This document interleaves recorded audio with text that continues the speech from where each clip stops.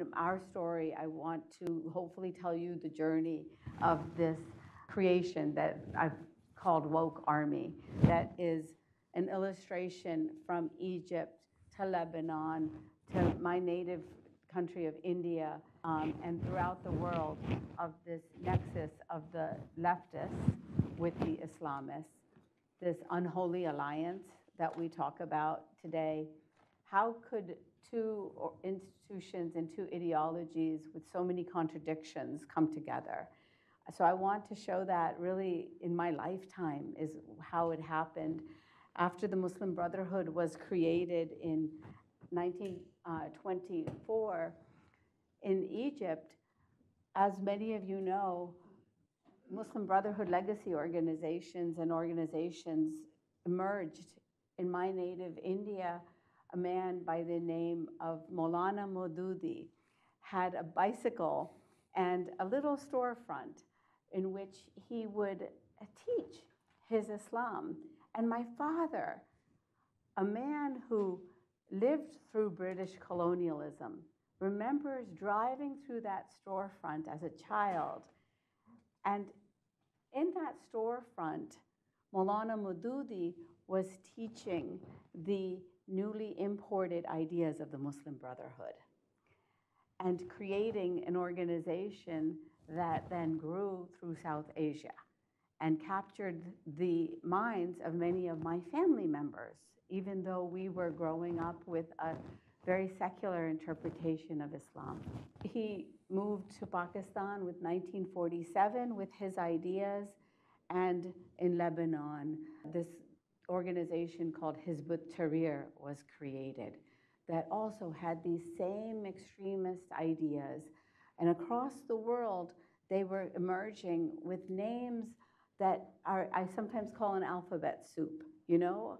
And what is it that happened in the United States then, that then took root in Canada? These young men, mostly men, arrived, much like my father, to take root here in America, just like you did, in the belief of this system. But my father was departed from them, these men that he started meeting as a college student in the 1960s, because he was a Muslim, but he believed in secular Islam. He did not believe in this caliphate vision that the Muslim Brotherhood had been preaching. And so my dad went from Rutgers University to West Virginia University and created mosques and started these organizations called Muslim Students Associations. But he always had a line in the interpretation of Islam that he accepted. They would say that a Shia could not lead the Sunnis in prayer. And he said, that's not my Islam. That's not the Islam of his interpretation. And what we know now is that these organizations took root in a parcel of land not far from where I live today, Northern Virginia, at an address called 500 Grove Street in Herndon, Virginia, in the early 1980s. And there, they created an institute of Islamic thought. Yeah. The IT is how it's called. And slowly, they were growing and growing and growing. And they had with them this imagination, this battle plan like Dahlia was talking about, by any means necessary to take root in the United States. So what was happening in our Muslim world at the same time? This Quran was being exported. What is this Quran? It's the noble Quran. Who was it being exported by? The Kingdom of Saudi Arabia. I was a little girl growing up in Morgantown, West Virginia, and this Quran arrived at our mosque that my father had started. And what had they done?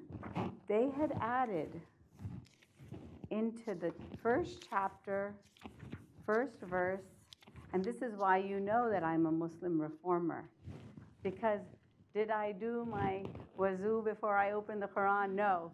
Am I wearing my headscarf? No. And these are the rules that I refuse.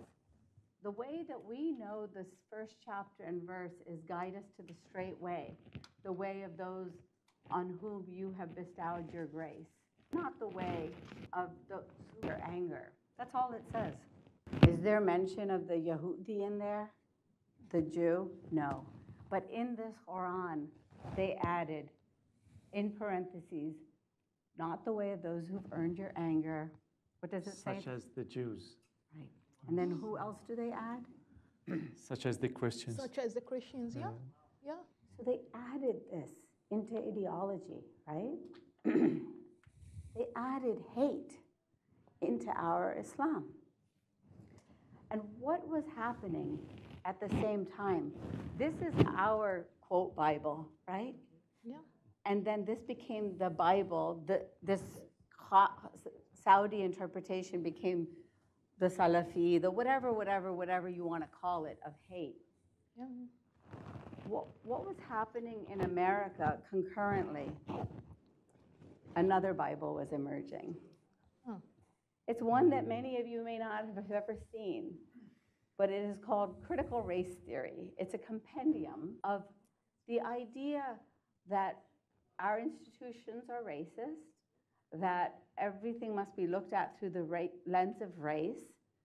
And I, as a, quote, woman of color, right, to borrow their terms, all of us as human beings, do we all refuse the idea of a hierarchy of human value?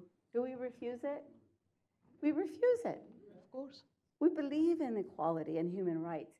We understand racism exists, right?